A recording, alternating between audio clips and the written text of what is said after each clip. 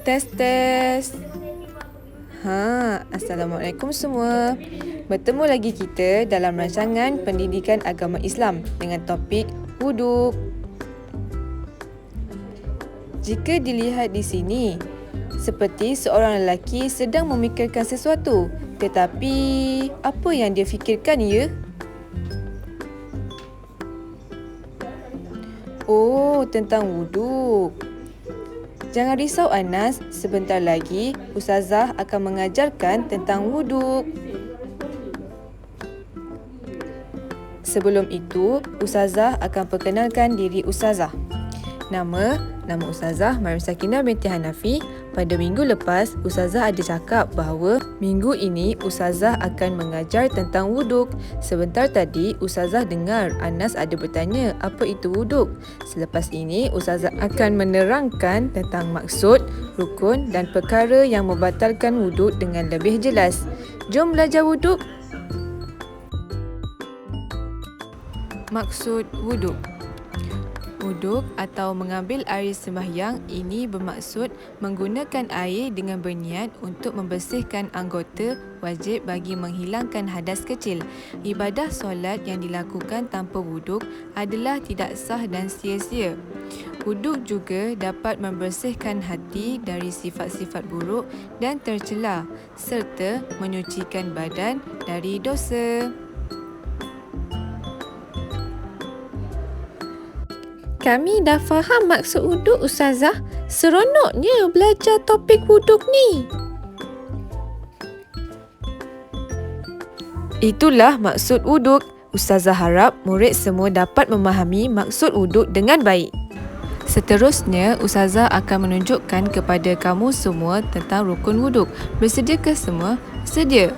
Bagus. Inilah rukun wuduk. Rukun wuduk mempunyai 6 rukun yang wajib dilaksanakan. Yang pertama, niat. Yang kedua, membasuh muka. Yang ketiga, membasuh tangan. Yang keempat, menyapu kepala.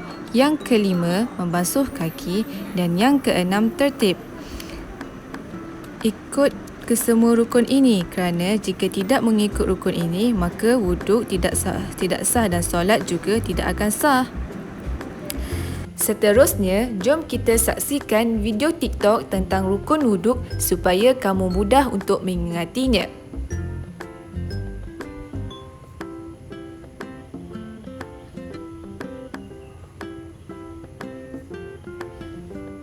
Slide seterusnya, Ustazah akan menerangkan setiap satu rukun wuduk.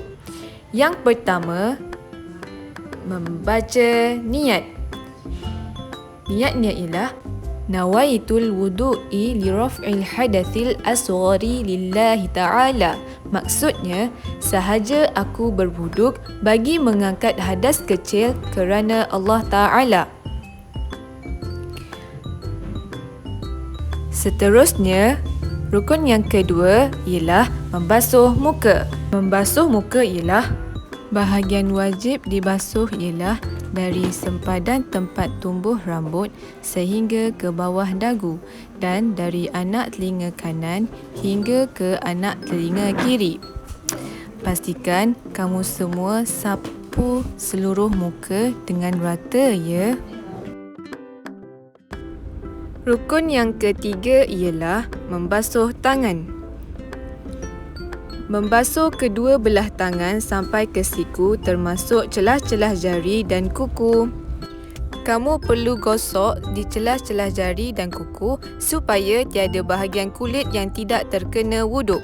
Rukun yang keempat ialah menyapu kepala. Menyapu kepala ialah menyapu air ke atas sebahagian kepala. Bukan seluruh kepala, ya anak murid, tetapi hanya sebahagian kepala sahaja.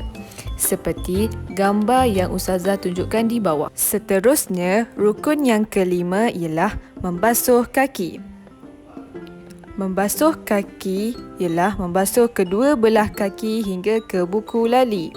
Pastikan air wuduk itu sampai hingga ke buku lali dan diratakan juga air di celah-celah jari. Seterusnya, rukun yang keenam iaitu Rukun yang terakhir ialah tertib. Apa itu tertib? Tertib ialah membasuh anggota wuduk mengikut turutan. Wajib mengikut turutan dan jangan sesekali langkau-langkau ya, tidak sah. Itu sahaja rukun wuduk. Setakat ini ada soalan? Seterusnya, Ustazah akan teruskan dengan perkara yang membatalkan wuduk. Semua bersedia? Tiada soalan, kami bersedia. Bagus. Mari bergerak kepada perkara-perkara yang membatalkan wuduk. Yang pertama, tidur baring dan tidur mengiring. Yang kedua, tidur duduk yang tidak tetap punggungnya. Yang ketiga, hilang ingatan disebabkan gila, mabuk atau pingsan. Yang keempat, keluar benda pejal, cecair atau angin dari dubur atau kubul.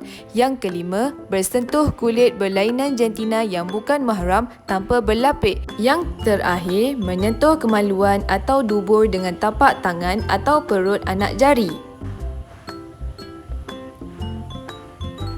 Itu sahaja tentang wuduk. Minggu hadapan, Ustazah hendak melihat kamu semua aplikasikan cara wuduk ini di surau. Terima kasih semua. Wah, tak sabarnya. Baik Ustazah, sama-sama. Sekian itu sahaja penerangan Ustazah tentang wuduk. Diharapkan kamu semua dapat mengamalkan wuduk ini dengan sempurna di rumah atau di mana-mana jua. Terima kasih semua. Assalamualaikum. Jaga diri ya.